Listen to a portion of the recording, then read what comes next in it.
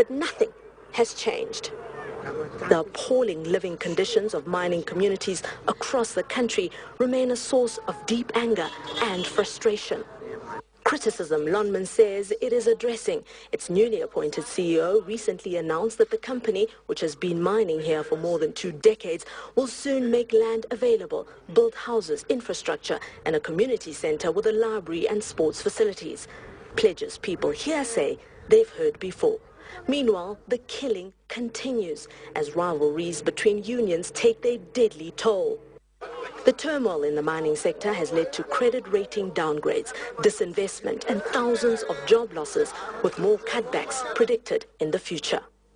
Economic analyst Moeletsi Mbeki says the underlying reasons that led to the escalation of violence in the first place have not been dealt with. In fact, we are more likely to have more Americanas more frequently because the workers, the black workers, are saying we've had enough of this. We are going to keep demanding more. In just a few weeks, new wage negotiations resume at Lonmin, and union leaders are predicting a tough road ahead.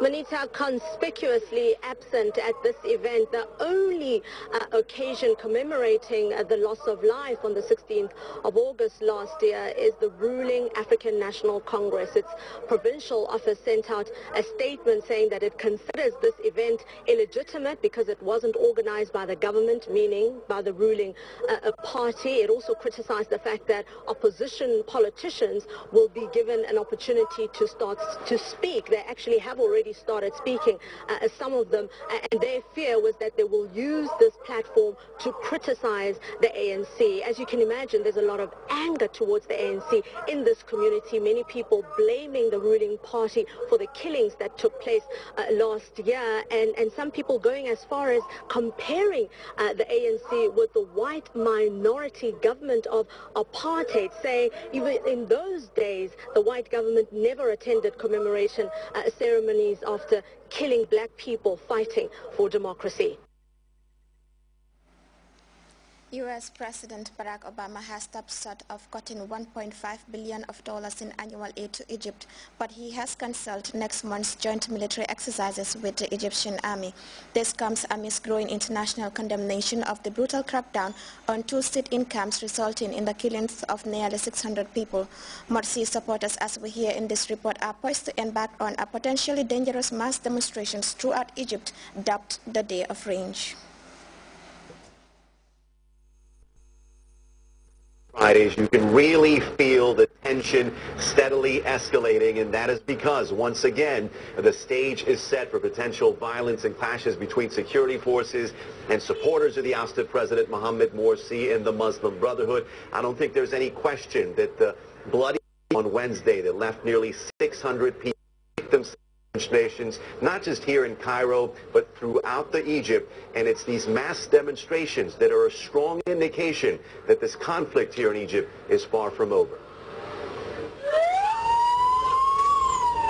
A government bill for Islamist supporters of ousted President Mohammed Morsi, a nationwide attack on state buildings and Christian targets appears to be payback for Wednesday's ruthless government crackdown that crushed their 6-week-long sit-in demonstration against Egypt's military-backed interim leadership.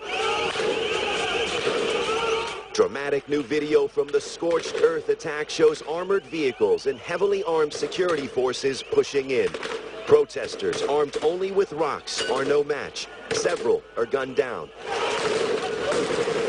The ferocious crackdown killed hundreds, injured thousands, and turned a Cairo mosque into a makeshift morgue where outraged and grief-stricken families mourned in disbelief. The bloodshed sparked condemnation around the world.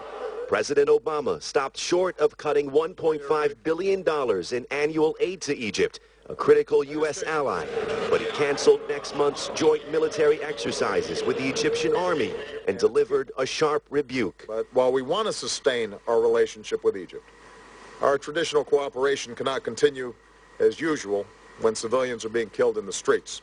Egypt's leaders continue to defend the crackdown as a necessary step to stabilize the nation and transition into democracy.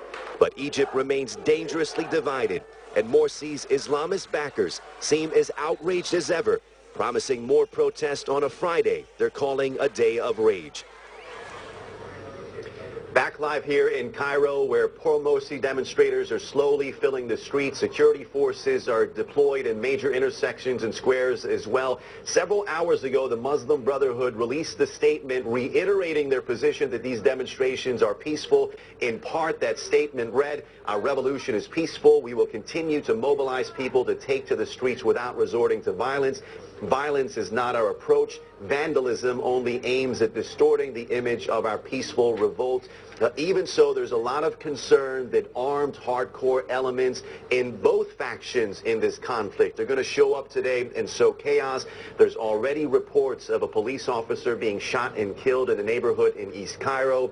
Earlier reports of several unknown gunmen opening fire on police officers in a province in northern Egypt. It's not clear who was responsible for these attacks, Monita, but they're certainly adding to the tension and the anxiety. And over now to an operation to crack down on internet abuse. Canadian police are on the hunt for online predators who are trading images of child abuse pornography and cyberbullying the children and teenagers in those photos. CNN's Paula Newton reports. Take no more. The Canadian teenager killed herself after being bullied online. This YouTube video she posted is evocative and blunt, her pain obvious. The kind of pain Rehtaeh Parsons, another Canadian teenager, knew so well. Parsons killed herself in April. Her family says she too was tormented by months of bullying after a photo of her alleged sexual assault was distributed online. What are we seeing in real time here? We see here, and you know, over an amount of time, you're going to see this in any major city, whether that's Toronto, New York City, or London. This is a snapshot of the online trading of child sexual abuse material and child pornography being spied on by Canadian police. And Sergeant Arnold Guerin takes us through the minefield of predators children can be exposed to online every day, even if they believe they are only sharing with their friends. They end up on the dirtier and darker parts of the internet, being traded by people who have a sexual interest in the material. Pedophiles have gotten a hold of it. They could be people who have an interest in child abuse material. That may not be the teenager that they thought. Canadian police tell us this kind of cybercrime is socially and personally destructive to children and afford pedophiles access to them in an unprecedented way. Well, there's actually three components to the child exploitation unit here. Inspector Bob Bresch from Canada's Child Exploitation Coordination Centre takes us through his unit, where officers work with international partners. Their first priority, finding the victims, then the abusers. And these people are gathering evidence on real cases of child exploitation right now. That's correct. And the predominant focus here is to find the suspect, find the abuser. Their most sensitive work is in the undercover unit, officers spying on gruesome material of child sexual abuse. They're just beyond comprehension that people would want to see or look at or watch these type of things.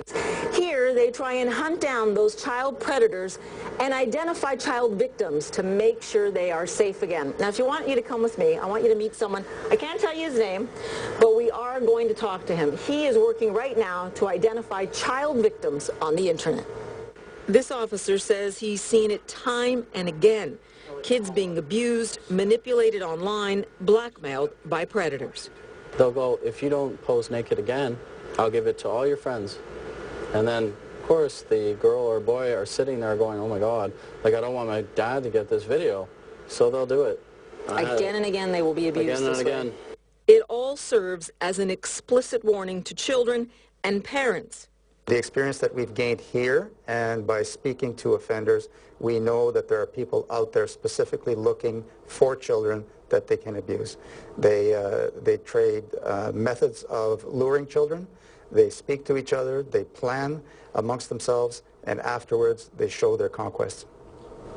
Parents never find out about it? Some do, but most of them don't. The death of these Canadian teens serves as a reminder that online predators can emotionally and physically harm children, many spying on the lives of young kids and just waiting to exploit their vulnerabilities online.